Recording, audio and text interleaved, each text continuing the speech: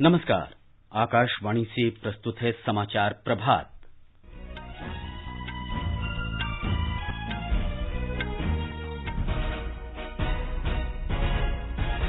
प्रधानमंत्री नरेंद्र मोदी ने कहा, आम बजट से उद्योग, निवेश और बुनियादी ढांचा क्षेत्र में सकारात्मक बदलाव आएंगे। पूंजीगत व्यय बढ़ाकर 5,54,000 करोड़ रुपए करने का प्रावधान। बजट में स्वास्थ्य क्षेत्र के लिए 137% की वृद्धि के साथ 2 लाख करोड़ से अधिक का प्रावधान। 75 वर्ष से अधिक आयु के वरिष्ठ नागरिकों को आयकर रिटर्न भरने से छूट दी गई। केंद्रीय बजट में बीमा कंपनियों में प्रत्यक्ष विदेशी निवेश की सीमा 74% तक बढ़ाई गई। सुरक्षा उपायों के साथ विदेशी स्वामित्व और नियंत्रण को मंजूरी।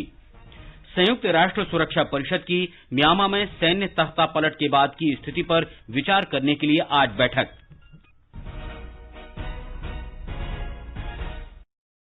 समाचार प्रभात में देवेंद्र त्रिपाठी के साथ मैं मुकेश कुमार। कोविड महामारी से देश एक साथ लड़ रहा है। आप भी हमारे साथ सुरक्षा और बचाव के 3 आसान उपायों का संकल्प लें। मास्क पहनें, 2 गज की सुरक्षित दूरी बनाए रखें, हाथ और मुंह साफ रखें। और अब समाचार। प्रधानमंत्री नरेंद्र मोदी ने कहा है कि आत्मनिर्भर भारत का बजट अवसरों का बजट है और इससे विभिन्न क्षेत्रों में वृद्धि होगी। ट्वीट संदेशों में श्री मोदी ने कहा कि ये बजट आम आदमी के जीवन और सुगम बनाएगा, साथ ही व्यक्तियों, निवेशकों, उद्योग और बुनियादी ढांचा क्षेत्र में सकारात्मक बदलाव आएंगे। प्रधानमंत्री ने प्रसन्नता व्यक्त करते हुए कहा कि इस बजट में स्वास्थ्य सेवा पर अभूतपूर्व ध्यान दिया गया है, साथ ही शोध और नवाचार पर भी जोर दिया गया है। श्री मोदी ने कहा कि इस बजट से रोजगार के अवसरों में भी वृद्धि होगी। प्रधानमंत्री ने कहा कि बजट से किसानों की आय दोगुनी करने में मदद मिलेगी। उन्होंने कहा कि कृषि ऋण प्राप्त करना आसान होगा और कृषि उत्पादन विपणन समिति एपीएमसी के प्रावधान मजबूत होंगे। श्री मोदी ने कहा कि इस बजट में दक्षिणी राज्यों, पूर्वोत्तर और लद्दाख की आकांक्षाओं का विशेष ध्यान दिया गया है। उन्होंने कहा कि श्रेष्ठ तटीय ढांचागत सुधार से मछुआरे सशक्त होंगे। इससे पहले प्रधानमंत्री नरेंद्र मोदी ने बजट पर अपने विचार व्यक्त किए। श्री मोदी ने कहा कि आम बजट से उद्योग, निवेश और बुनियादी ढांचा क्षेत्र में बहुत सकारात्मक बदलाव आएंगे। वर्ष 2021 का बजट असाधारण परिस्थितियों के बीच पेश किया गया है। इसमें यथार्थ का एहसास भी और विकास का विश्वास भी है। कोरोना ने दुनिया में जो प्रभाव पैदा किया, उसने पूरी मानव जाति को हिलाकर रख दिया। इन परिस्थितियों के बीच बजट भारत के आत्मविश्वास को उजागर करने वाला है। बजट में हर नागरिक, हर वर्ग का समावेश भी है। हम इस बजट में जिन सिद्धांतों को लेकर चले हैं वो है ग्रोथ के लिए नए अवसरों, नई संभावनाओं का विस्तार करना, युवाओं के लिए नए अवसरों का निर्माण करना, मानव संसाधन को एक नया आयाम देना, इंफ्रास्ट्रक्चर निर्माण के लिए नए नए क्षेत्रों को विकसित करना, आधुनिकता की तरफ आगे बढ़ना, नए सुधार लाना। वित्त मंत्री ने बजट अनुमानों में पूंजीगत व्यय में भारी वृद्धि का प्रस्ताव किया है। इसके लिए 5,54,000 करोड़ रुपए का प्रावधान है, जो 2020-21 के बजट अनुमान से 34.5% अधिक है। Once the health situation stabilized and the lockdown was being slowly lifted, we switched to ramping up government spending so as to revive domestic demand. As a result, against an original BE expenditure of 30.42 lakh crores for 2020-21, our RE estimates are 34.50 lakh, 30.42 now within the year going up to 34.5 lakh crores. We have maintained quality of expenditure.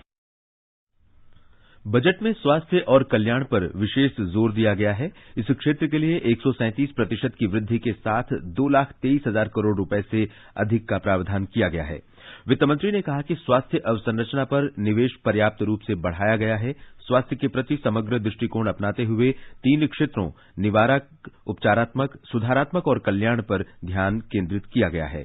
वित्त मंत्री ने कहा कि एक नई केंद्र प्रायोजित योजना पीएम आत्मनिर्भर स्वस्थ भारत योजना 64,180 करोड़ रुपए के परिव्यय के साथ 6 वर्ष के लिए शुरू की जाएगी। इस योजना के अंतर्गत 17,788 ग्रामीण और 11,000 से अधिक शहरी स्वास्थ्य और आरोग्य केंद्र खोले जाएंगे। देश में स्टार्टअप्स को प्रोत्साहन देने के लिए कर छूट के दावे की पात्रता एक और वर्ष 31 मार्च 2022 तक बढ़ाने का प्रस्ताव किया गया है। In order to incentivize startups in the country, I propose to extend the eligibility for claiming tax holiday for startups by 1 more year, till 31st March 2022. Further, in order to incentivize funding for the startup, I propose to extend the capital gains exemption for investment in startups by 1 more year, till 31st March 2022. वित्त मंत्री निर्मला सीतारामन ने कहा है कि budget में वित्तीय क्षेत्र में कई सुधारों का प्रस्ताव किया गया है। नई दिल्ली में उन्होंने बताया कि जीवन बीमा निगम के आईपीओ, बीमा क्षेत्र को प्रत्यक्ष विदेशी निवेश के लिए खोलने और विनिवेश जारी रखने जैसे कई प्रगतिशील कदम उठाए गए हैं। श्रीमती सीतारामन ने कहा कि सरकार ने बैंकों की फंसी पूंजी की समस्या से निपटने की व्यवस्था का प्रावधान किया है। Equally important is the reform that we are bringing in the financial sectors. Disinvestment to continue, LIC to have IPO, insurance sector to have more in terms of opening up for 74% for FDI. These are very clearly progressive steps in financial sector. Budget में बीमा कंपनियों में प्रत्यक्ष विदेशी निवेश की सीमा 49% से बढ़ाकर 74% कर दी गई है।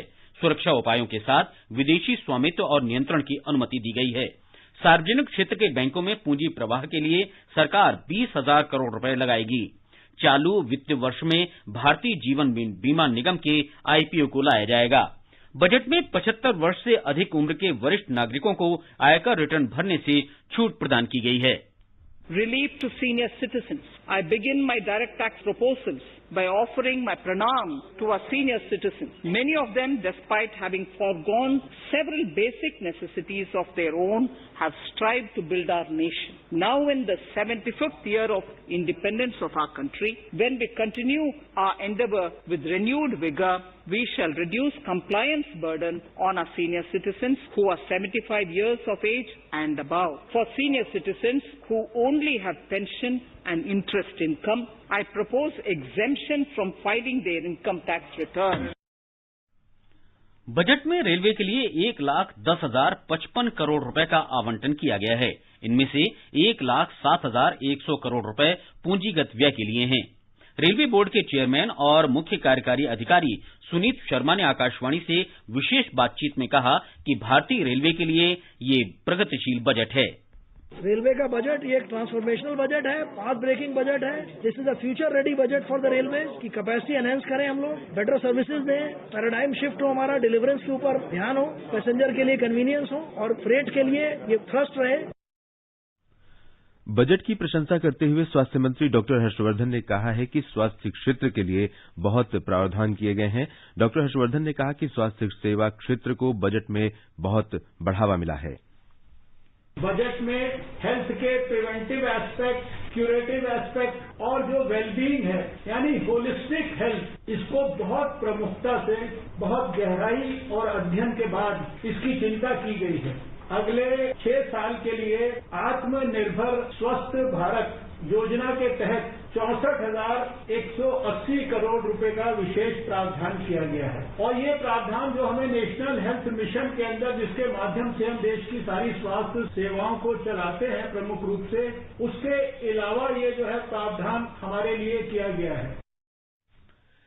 एसोचैम के अध्यक्ष विनीत अग्रवाल ने कहा है कि वित्त मंत्री निर्मला सीतारमण ने करदाताओं पर अधिक दबाव डाले बिना स्वास्थ्य सेवा, बुनियादी ढांचे पर पूंजीगत व्यय में तेजी से वृद्धि के 6 प्रमुख स्तंभों के माध्यम से अर्थव्यवस्था को प्रोत्साहन देने के उपाय किए हैं। उन्होंने कहा कि महामारी के कारण उपजी अभूतपूर्व स्थिति से सरकारी वित्त पर भारी दबाव के बावजूद वित्त मंत्री निर्मला सीतारमण अगले वित्त वर्ष के लिए राजकोषीय घाटे को सकल घरेलू उत्पाद के 6.8% रखने में सफल रहीं। श्री अग्रवाल ने कहा कि स्वदेश में विकसित किए गए टीके के अनुसंधान के लिए खाका तैयार करने के साथ साथ स्वास्थ्य सेवा को ब्लॉक और जिला स्तर तक ले जाने के मानव संसाधन क्षेत्र में मजबूती आएगी। उन्होंने कहा कि बजट में बीमा क्षेत्र में विदेशी निवेश में महत्वपूर्ण संशोधन के साथ सुधारों का मार्ग प्रशस्त होगा। It's a growth-oriented and very socially inclusive budget. Though there is fiscal expansion taking place, but most of it is going into investment or capex-linked investment for infrastructure, which is an investment for the future and not a revenue expenditure. There is also emphasis on ease of doing business as well as ease of living. We have also seen that the minister has ensured that there is consistency in the policies of the government. As we move towards an Atmanirbhar Bharat and a $5 trillion target, this budget is a step in that right direction towards achieving that goal. अर्थशास्त्रियों, banking और कर विशेषज्ञों ने केंद्रीय वित्त मंत्री निर्मला सीतारामन द्वारा प्रस्तुत बजट प्रस्तावों की सराहना की है। आकाशवाणी से विशेष बातचीत में वाणिज्य और उद्योग परिसंघ के अध्यक्ष राजीव पोद्दार ने कहा कि विकास का बजट है। जो बजट दिया है हमारे फाइनेंस मिनिस्टर ने बहुत ही बढ़िया है, बहुत ग्रोथ ओरिएंटेड है और इस पे जो उन्होंने स्ट्रेस दिया है हेल्थ वेलबींग पे, इंफ्रास्ट्रक्चर पे या इंक्लूसिव बजट, इंक्लूसिव डेवलपमेंट पे, ह्यूमन कैपिटल पे, इनोवेशन एंड R&D पे और minimum government maximum government governance पे जो एम्फेसिस दिया है वो बहुत ही तारीफ करने लायक है। बजट हेल्थ केयर पे का बढ़ाया है और उन्होंने बहुत अप्रोप्रिएटली 137% उसका राइज दिया है। इंफ्रास्ट्रक्चर के लिए जो बूस्ट आएगी वो बहुत जरूरी थी क्योंकि इससे एसेट्स भी बनेंगे प्लस GDP बढ़ेगी, इससे अनएम्प्लॉयमेंट भी कम होगा और लोगों को एम्प्लॉयमेंट मिलेगा इंक्लूडिंग इन रूरल एरियाज। परिसंघ की पूर्व अध्यक्ष भावना दोषी ने कहा है कि बजट में कर व्यवस्था में स्थिरता सुनिश्चित की गई है। इसमें यह भी कहा गया है कि कोई कोविड उपकर नहीं लगाया गया है।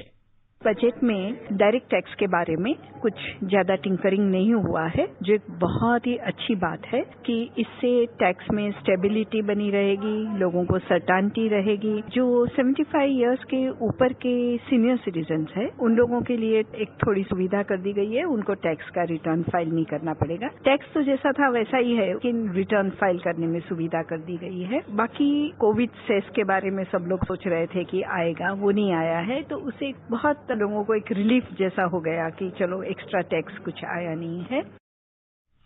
बजट को संतुलित बताते हुए इंटरनेशनल बिजनेस कमेटी के चेयरमैन दिनेश जोशी ने कहा कि बुनियादी ढांचे, स्वास्थ्य, सूक्ष्म, लघु और मध्यम उद्यम से संबंधित बजट प्रस्तावों से उद्योगों को लाभ मिलेगा। हेल्थ सेक्टर के लिए बेनिफिट दिए हैं, एग्रीकल्चर ग्रोथ कैसे बढ़ेगा उसके लिए उन्होंने अच्छे योजनाएं दिए हैं। इंफ्रास्ट्रक्चर में तो बहुत ही बढ़िया जो अनाउंसमेंट किया है। आज हमारा जो रोड सेक्टर है इतना वाइब्रेंट हो गया है और रोड मिनिस्ट्री ने बहुत अच्छा काम किया। 8,500 किलोमीटर के उन्होंने रास्ते बनाए। ये रास्ते 8,500 किलोमीटर से 11,000 कैसे बन सकते हैं, ये पूरा इस बजट के अंदर विचार किया उन्होंने। उसके लिए जो फंड एलोकेट किए, नेशनल इंफ्रास्ट्रक्चर फंड के लिए उन्होंने जो बजट एलोकेट किया, उससे तो इंफ्रास्ट्रक्चर जरूर बढ़ेगा, उसमें फॉरेन इन्वेस्टमेंट्स आ जाएंगे। बैंकिंग विशेषज्ञ महेंद्र कुमार चौहान ने विनिवेश, सार्वजनिक क्षेत्र के बैंकों के निजीकरण और बीमा क्षेत्र में विदेशी निवेश बढ़ाने की घोषणा का स्वागत किया है। बैंकिंग सेक्टर, फाइनेंशियल सर्विसेज और इंश्योरेंस सेक्टर के लिए बहुत अच्छा बजट है। पिछले कई सालों में हम अगर देखें तो ये सबसे सिंपल बजट है और इसमें बैंकिंग के लिए खास बात तो ये है कि 20,000 करोड़ का रीफाइनेंसिंग जो पब्लिक सेक्टर बैंक्स के लिए हुआ है उससे बैंक्स को काफी राहत मिलेगी और उनका प्रोग्रेस भी होगा। कुछ 5-6 पब्लिक सेक्टर बैंक्स आइडेंटिफाई किए गए हैं जिनका नाम उन्होंने अभी नहीं दिया है, बाद में पता चलेगा। उनको डिसइन्वेस्टमेंट किया जाएगा, तो उसके डिसइन्वेस्टमेंट के बाद जो प्राइवेट सेक्टर उसके साथ पार्टनरशिप करेंगे उससे वो बैंक्स भी बहुत अच्छे चलेंगे। बजट घोषणाओं के बाद शेयर बाजार में तेजी को देखते हुए बंबई स्टॉक एक्सचेंज के प्रबंध निदेशक और मुख्य कार्यकारी अधिकारी आशीष कुमार चौहान ने बजट को दूरदर्शी बताया। उन्होंने कहा कि कर में की गई व्यवस्थाओं से निवेश बढ़ाने में मदद मिलेगी। उन्होंने कहा कि इंफ्रा फाइनेंसिंग के लिए बॉन्ड से प्रवाह में तेजी आएगी और राष्ट्र निर्माण में पूंजी बाजारों को भूमिका भी बढ़ेगी। मध्य प्रदेश के मुख्यमंत्री शिवराज सिंह चौहान ने कहा है कि केंद्रीय बजट आत्मनिर्भर भारत का प्रतीक है। हमारी संवाददाता ने बताया है कि राज्य में आर्थिक विशेषज्ञों ने केंद्रीय बजट का स्वागत किया है। मध्य प्रदेश के मुख्यमंत्री शिवराज सिंह चौहान ने कहा कि कोरोना काल की कठिन परिस्थितियों के बीच प्रस्तुत केंद्रीय बजट आत्मनिर्भर भारत के निर्माण का बजट सिद्ध होगा। मुख्यमंत्री ने कहा कि प्रधानमंत्री नरेंद्र मोदी आपदा को अवसर में बदलना जानते हैं। यह बजट एक क्रांतिकारी बजट है। प्रदेश के अन्य आर्थिक विश्लेषकों, शिक्षा जगत के विशेषज्ञों ने भी बजट को कोरोना काल की चुनौतियों के बीच एक अच्छा बजट बताते हुए कहा कि इसमें सभी वर्गों के हितों को समाहित किया गया है। प्रदेश के वरिष्ठ नागरिकों ने भी बजट का स्वागत करते हुए स्वतंत्रता की 75वीं वर्षगांठ पर वरिष्ठ नागरिकों को आयकर रिटर्न भरने से छूट को बुजुर्गों के लिए एक अच्छा कदम बताया। पूजा पीवर्धन, आकाशवाणी समाचार, भोपाल। वित्त मंत्री निर्मला सीतारामन ने कल अपने बजट भाषण में गुजरात के गांधीनगर में स्थित GIFT IFSC में एक विश्व स्तरीय आर्थिक प्रौद्योगिकी केंद्र तैयार करने में सरकार की सहायता देने की घोषणा की थी। उन्होंने कहा कि सरकार GIFT सिटी में स्थित अंतर्राष्ट्रीय वित्तीय सेवा केंद्र को वैश्विक वित्तीय केंद्र बनाने के लिए प्रतिबद्ध है। हमारे संवाददाता ने बताया है कि राज्य के उद्योग और व्यापार संगठनों ने केंद्रीय बजट को एक ऐसा कदम बताया है जिसकी कोविड महामारी के बाद अर्थव्यवस्था को ऊपर उठाने के लिए बहुत जरूरत थी। गुजरात के मुख्यमंत्री श्री विजय रूपाणी ने अंदाजपत्र का स्वागत करते हुए उसे समाज के सभी वर्गों के लिए लाभकारी बताया। उन्होंने अंदाजपत्र को अर्थव्यवस्था को बढ़ावा देने वाला और आत्मनिर्भर भारत को आगे बढ़ाने वाला बताया। इस बजट में दिखाई पड़ता है कि आने वाले दिन में इंफ्रास्ट्रक्चर डेवलपमेंट, इसके साथ हेल्थ की, आरोग्य की सुविधा, सर्वग्राही विकास, मानव संसाधन से लेकर innovation and R&D, minimum government and maximum governance, इस पहलू पर ज्यादा काफी जोर दिया है और इसके कारण देश का अच्छा विकास भी होगा। आत्मनिर्भर भारत की दिशा में हम आगे भी बढ़ेंगे। फेडरेशन ऑफ गुजरात इंडस्ट्रीज के प्रमुख श्री मनोहर चावला ने केंद्रीय अंदाजपत्र का स्वागत करते हुए कहा कि बजट में सभी सेक्टर का ध्यान रखा गया है। ज्यादातर उनका फोकस गवर्नमेंट स्पेंडिंग पे रहा है और वो सब सेक्टर को कवर करने की कोशिश की है। उन्होंने हेल्थ सेक्टर है, इंफ्रास्ट्रक्चर सेक्टर है, ऑटोमोबाइल सेक्टर है एंड ये इस पे खर्चा करने से इकोनॉमी को बूस्ट देने की उन्होंने बहुत प्रयत्न किया है। केंद्र शासित क्षेत्र दमन के उद्योग मंडल के उप प्रमुख श्री पवन अग्रवाल ने कहा कि बजट में ईज ऑफ डूइंग बिजनेस का ध्यान रखा गया है, जिससे स्टार्टअप इंडिया को बढ़ावा मिलेगा। जहां तक नए बजट का सवाल है, नए बजट में जैसे कि लोगों की बहुत सारी उम्मीदें थी कि बहुत बड़ा उलटफेर होगा, ऐसी सरकार ने नहीं की। ईज ऑफ डूइंग के बिजनेस में MSME के सेक्टर में कैसे हम आगे बढ़ सकते हैं और स्टार्टअप इंडिया को कैसे आगे ले जा सकते हैं। जहां तक बजट की बात है, सभी का ख्याल रखा गया है। हेल्थ सेक्टर के बारे में, फाइनेंशियल सेक्टर के बारे में, MSME के सेक्टर में MSME को कैसे आगे ले जा सकता है, रोजगार का कैसे आगे बढ़ावा दिया जा सकता है, सब बातों का ध्यान रखा जा रहा है। योगेश पंड्या, आकाशवाणी समाचार, अहमदाबाद। ओडिशा विधानसभा का बजट सत्र इस महीने की 18 तारीख से शुरू होगा।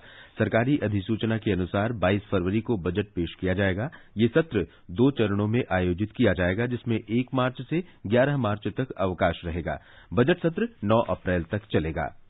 आगे बढ़ने से पहले मुख्य समाचारों पर एक बार एक नजर। प्रधानमंत्री नरेंद्र मोदी ने कहा, आम बजट से उद्योग, निवेश और बुनियादी ढांचा क्षेत्र में सकारात्मक बदलाव होंगे। पूंजीगत व्यय बढ़ाकर 5,54,000 करोड़ रुपए करने का प्रावधान। बजट में स्वास्थ्य क्षेत्र के लिए 137% की वृद्धि के साथ 2 लाख करोड़ से अधिक का प्रावधान। 75 वर्ष से अधिक आयु के वरिष्ठ नागरिकों को आयकर रिटर्न भरने से छूट दी गई। केंद्रीय बजट में बीमा कंपनियों में प्रत्यक्ष विदेशी निवेश की सीमा 74% बढ़ाई गई। सुरक्षा उपायों के साथ विदेशी स्वामित्व और नियंत्रण को मंजूरी और संयुक्त राष्ट्र सुरक्षा परिषद की म्यांमा में सैन्य तख्तापलट के बाद की स्थिति पर विचार करने के लिए आज बैठक। बिहार में कल 37,572 स्वास्थ्यकर्मियों को कोविड टीका लगाया गया। इसके साथ ही राज्य में 1,83,756 स्वास्थ्य कर्मियों का टीकाकरण किया जा चुका है। टीके के दुष्प्रभाव की कोई खबर नहीं है। इस बीच बिहार में 2,58,136 कोविड रोगी संक्रमण से उबर चुके हैं। सक्रिय मामलों में लगातार कमी आ रही है। इस समय विभिन्न अस्पतालों में 1,154 रोगियों का इलाज चल रहा है। राज्य में कल 118 रोगी कोविड संक्रमण से स्वस्थ हुए, जबकि 75 नए रोगियों की पुष्टि हुई। राज्य के 19 जिलों में संक्रमण के किसी भी मामले की पुष्टि नहीं हुई है। बिहार में कोविड से स्वस्थ होने वालों की दर 98.98% हो गई है। अब तक 2 करोड़ 10 लाख से अधिक कोविड जांच की जा चुकी हैं। आंध्र प्रदेश में 1,31,59,794 लोगों की जांच की जा चुकी है। पिछले 24 घंटों के दौरान जांच किए गए 21,922 नमूनों में से 64 लोग संक्रमित पाए गए। राज्य के कोविड नोडल अधिकारी ने बताया कि कल 99 रोगियों को विभिन्न अस्पतालों से छुट्टी दी गई। राज्य में 8,87,900 लोग संक्रमित हुए थे, जिसमें से 8,79,504 रोगी स्वस्थ हो चुके हैं और उन्हें विभिन्न अस्पतालों से छुट्टी दे दी गई है। राज्य में 1,242 रोगियों का इलाज चल रहा है, जबकि 7,154 लोगों की मौत हो चुकी है। राज्य में पिछले 24 घंटों में सबसे अधिक 15 मामले पूर्वी गोदावरी जिले से हैं, जबकि विशाखापत्तनम जिले से 10 सक्रिय रोगियों की पुष्टि हुई है। अंडमान निकोबार द्वीप समूह में तीसरी बार भी कोविड के सक्रिय मामलों की संख्या शून्य रही है। अब द्वीप समूह में कोविड-19 का कोई भी सक्रिय मामला नहीं है। इस समय अंडमान निकोबार द्वीप समूह कोरोना मुक्त हो गया है। हालांकि प्रोटोकॉल के अनुसार कोविड जांच जारी रहेगी। द्वीप समूह के मुख्य सचिव चेतन बी संघी ने अग्रिम पंक्ति के कार्यकर्ताओं की प्रशंसा की है और लोगों से निरंतर सहयोग देने की अपील की है। उपराष्ट्रपति एम वेंकैया नायडू ने एक ऐसे विकास के मॉडल का आह्वान किया है जो आदिवासियों की विशेष पहचान को संरक्षित करें। उन्होंने कहा कि जनजातीय लोगों की संस्कृति उनकी पहचान है, चाहे वे मुख्य धारा में आ गए हों, लेकिन फिर भी इसे बचाए रखना आवश्यक है। नई दिल्ली में दिल्ली हाट में कल राष्ट्रीय जनजातीय उत्सव आदि महोत्सव के उद्घाटन के बाद एक फेसबुक पोस्ट में उपराष्ट्रपति ने कहा कि आदिवासी संस्कृति का किसी भी प्रकार का नुकसान संपूर्ण मानवता के लिए एक अपूरणीय क्षति होगी। आदिवासी विकास के सामने आने वाली चुनौतियों की चर्चा करते हुए उन्होंने कहा कि सरकार हमेशा से आदिवासियों की समस्याओं के लिए चिंतित रही है। श्री नायडू ने कहा कि वास्तव में शहरी आबादी को सिखाने के लिए जनजातियों के पास बहुत कुछ है। उन्होंने जनजातियों के साथ व्यवहार करते समय खुले दिमाग रखने और विनम्रता के आचरण का आह्वान किया। उपराष्ट्रपति ने कहा कि जनजातीय जीवन का तरीका मौलिक, सत्य, शाश्वत और एक प्राकृतिक सादगी के लिए निर्देशित होता है। आदिवासी हस्तशिल्प की विस्तृत परंपरा के बारे में श्री नायडू ने इन उत्पादों को बढ़ावा देने और लोकप्रिय बनाने तथा आय के स्रोतों में सुधार करने के लिए आदिवासियों की प्राकृतिक कौशल को सामने लाने की जरूरत पर बल दिया। उन्होंने प्रतिष्ठित संगठनों से आदिवासी कारीगरों और मुख्यधारा के डिजाइनरों के बीच बातचीत को प्रोत्साहन देने की पहल के लिए सरकार की सराहना की। आगामी विधानसभा चुनाव से पहले निर्वाचन आयोग ने पश्चिम बंगाल के मुख्य निर्वाचन अधिकारी के 3 वरिष्ठ अधिकारियों का स्थानांतरण कर दिया है। ये हैं अतिरिक्त मुख्य निर्वाचन अधिकारी साइबल बर्मन, संयुक्त मुख्य निर्वाचन अधिकारी अनामिका मजूमदार और उप मुख्य निर्वाचन अधिकारी अमित ज्योति भट्टाचार्य जी। सूत्रों के अनुसार स्थानांतरित अधिकारियों के स्थान पर 9 अधिकारियों के नाम आयोग को भेजे गए हैं। चीन में मालवाहक जहाज एमवी अनास्तासिया पर फंसे 16 भारतीय नाविकों का भाग्य अभी अधर में है। पिछले 20 सितंबर से उत्तरी चीन के काओ फेदियन बंदरगाह के पास लंगर डाले इस जहाज के नाविक दल में बदलाव करने पर चीन की किसी भी तरह आश्वासन देने से फिर इनकार कर दिया है। जहाज पर उपस्थित 16 भारतीय नाविक भारी मानसिक और शारीरिक यंत्रणा से गुजर रहे हैं। चीन के स्थानीय अधिकारी उन्हें समय पर चिकित्सा सहायता भी मुहैया नहीं करा रहे हैं। नाविक दल ने आकाशवाणी को बताया कि चीन की ओर से एक जहाज से दूसरे जहाज के नाविक दलों को बदलने के प्रस्ताव को भी ठुकरा दिया गया है और उन्हें इस बारे में कोई नई जानकारी भी नहीं दी जा रही है। उन्होंने अधिकारियों से मदद की गुहार लगाई है कि समय के साथ उनकी हालत और खराब होती जा रही, साथ ही वे गहरे अवसाद में घिर रहे हैं। हमारे चीन संवाददाता की ये रिपोर्ट। जून 2020 से जिनतांग बंदरगाह पर अटके जहाज एमवी जग आनंद को नाविक दल बदलने के लिए जापान रवाना किए जाने को लेकर 18 जनवरी को बातचीत के बाद इस जहाज के नाविक दल को समस्या के समाधान की आस बंधी थी। संयुक्त राष्ट्र सुरक्षा परिषद की म्यांमा में सैन्य तख्तापलट के बाद की स्थिति पर विचार करने के लिए आज बैठक होगी। संयुक्त राष्ट्र सुरक्षा परिषद के अध्यक्ष ब्रिटेन ने कहा है कि म्यांमा की स्थिति पर तत्काल चर्चा कराने की उसकी योजना है। संयुक्त राष्ट्र में ब्रिटेन की राजदूत बारबरा वुडवार्ड ने पत्रकारों को बताया कि सुरक्षा परिषद कई कदमों पर विचार करेगी। परिषद लोगों की लोकतंत्र में आस्था के विचार का सम्मान करने और हिरासत में लिए गए नेताओं को रिहा कराने पर विचार करेगी। इससे पहले कल म्यांमा की सेना ने देश में तख्ता पलटने के बाद 1 साल के आपातकाल की घोषणा कर दी। सेना ने नोबेल पुरस्कार विजेता नेता आंग सान सू की, राष्ट्रपति यू विन मिंट और अन्य वरिष्ठ अधिकारियों के साथ सरकार के कई सदस्यों को हिरासत में ले लिया है। और अब एक नजर आज के मौसम पर। राष्ट्रीय राजधानी दिल्ली में आज सुबह हल्का कोहरा छाया रहा। दिन का तापमान 4 और 26 डिग्री सेल्सियस के आसपास रहेगा। मुंबई में आसमान साफ रहेगा। न्यूनतम तापमान 19 डिग्री जबकि अधिकतम 33 डिग्री सेल्सियस रहने की संभावना है। चेन्नई में भी सुबह कोहरा छाया रहा। बाद में आंशिक रूप से बादल छा सकते हैं। तापमान 22 और 31 डिग्री सेल्सियस के बीच रहेगा। कोलकाता में दिन में आसमान साफ रहेगा। न्यूनतम तापमान 11 डिग्री सेल्सियस रहा जबकि अधिकतम तापमान 23 डिग्री सेल्सियस तक रहने का अनुमान है। श्रीनगर में हल्की बारिश की संभावना है। तापमान 0 से 4 डिग्री सेल्सियस नीचे और 5 डिग्री सेल्सियस के बीच रहेगा। जम्मू में न्यूनतम तापमान 7 डिग्री सेल्सियस रहा और अधिकतम तापमान 18 डिग्री सेल्सियस तक रहने का अनुमान है। लेह में आसमान साफ रहेगा। गिलगित में आसमान साफ रहेगा। तापमान 0 से 6 डिग्री नीचे और 12 डिग्री सेल्सियस के बीच रहने का अनुमान है। मुजफ्फराबाद में तापमान 4 और 16 डिग्री सेल्सियस के बीच रहेगा। गरज के साथ हल्की बारिश हो सकती है। समाचार कक्ष से आशुतोष। ये समाचार हमारी वेबसाइट newsonair.com/hindi पर भी उपलब्ध हैं। देवेंद्र, अब आप बताएं कि आज के समाचार पत्रों में क्या क्या सुर्खियां हैं। जी मुकेश, बजट से जुड़ी खबरें आज के अखबारों पर छाई हुई हैं। केंद्रीय बजट 2021-22 की खबर सभी अखबारों ने प्रमुखता से प्रकाशित की है। जनसत्ता की सुर्खी है, सेहतमंद किसान, सरकार ने सुधार के रास्ते पर बढ़ाए कदम। पत्र के अनुसार 75 साल से ज्यादा उम्र के बुजुर्गों को आयकर रिटर्न से छूट।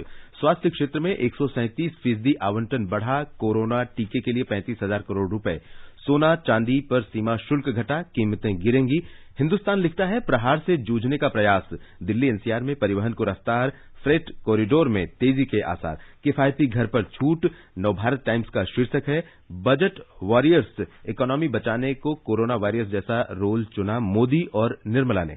रॉकेट की स्पीड में शेयर बाजार, 2315 अंक चढ़ा सेंसेक्स। दैनिक भास्कर बजट भास्कर पृष्ठ पर लिखता है, स्वस्थ रहो, आत्मनिर्भर बनो। बजट में रेलवे को बड़ी सौगात, राष्ट्रीय रेल योजना 2030 तैयार। Delhi Katra express way corridor 2023 तक पूरा करने का लक्ष्य। वीर अर्जुन के अनुसार, चीन से तनाव के बीच रक्षा बजट में इजाफा। सैन्य खर्च के लिए 4,78,000 करोड़ रुपए। आधुनिकीकरण का बजट 19% बढ़ा। राष्ट्रीय सहारा का शीर्षक है, फोकस में देश की सेहत। अमर उजाला का कहना है, स्वास्थ्य क्षेत्र के लिए इम्यूनिटी बूस्टर, अर्थव्यवस्था को विनिवेश की डोज। विकास की मुख्य धारा को गति देंगे सूक्ष्म, लघु और मध्यम उद्यम। दैनिक जागरण की सुर्खी है, अर्थव्यवस्था का टीकाकरण, बड़ी चुनौती बड़ा इरादा, पहली बार पढ़ा गया पेपरलेस बजट। हरिभूमि के अनुसार, कॉरपोरेट बाजार झूमा, मिडिल क्लास घूमा। दैनिक ट्रिब्यून ने बजट को उधार से उद्धार की राह बताया। पंजाब केसरी के अनुसार, प्रधानमंत्री बोले, दिल में है गांव और किसान, उनकी आय बढ़ाने के लिए बजट में जोर। किसानों को आसानी से और अधिक ऋण मिल सकेगा। देश की मंडियों को और मजबूत करने के लिए प्रावधान किए गए। दैनिक भास्कर की सुर्खी है, म्यांमार में सेना ने तख्ता पलट किया, आंग सान सू की गिरफ्तार, 1 साल तक आपातकाल की घोषणा। राष्ट्रीय सहारा के अनुसार, कई देश चिंतित, अमेरिका ने कार्रवाई की धमकी दी। वीर अर्जुन का शीर्षक है, जम्मू कश्मीर के राजौरी जिले में आतंकी ठिकाने का भंडाफोड़, हथियारों का जखीरा बरामद हुआ। अमर उजाला की सुर्खी है, कश्मीर में फिर बर्फबारी, दिल्ली एनसीआर में छाए रहेंगे बादल। 13 साल में दिल्ली में सबसे ठंडा रहा दिन, लेकिन अब दिन के तापमान में इजाफे के आसार। दैनिक भास्कर ने खास खबर में लिखा है, सुप्रीम कोर्ट ने कहा, बेटी माता पिता के पास है तो ये अवैध हिरासत नहीं। मुख्य न्यायाधीश ने कहा, कस्टडी और हिरासत में बड़ा अंतर। अंत में मुख्य समाचार एक बार फिर। प्रधानमंत्री नरेंद्र मोदी ने कहा, आम बजट से उद्योग, निवेश और बुनियादी ढांचा क्षेत्र में सकारात्मक बदलाव होंगे। पूंजीगत व्यय बढ़ाकर 5,54,000 करोड़ रुपए करने का प्रावधान। बजट में स्वास्थ्य क्षेत्र के लिए 137% की वृद्धि के साथ 2 लाख करोड़ से अधिक का प्रावधान। 75 वर्ष से अधिक आयु के वरिष्ठ नागरिकों को आयकर रिटर्न भरने से छूट दी गई। केंद्रीय बजट में बीमा कंपनियों में प्रत्यक्ष विदेशी निवेश की सीमा बढ़ाकर 74% की गई। सुरक्षा उपायों के साथ विदेशी स्वामित्व और नियंत्रण की मंजूरी। इसके साथ ही समाचार प्रभात का ये अंक समाप्त हुआ। नमस्कार।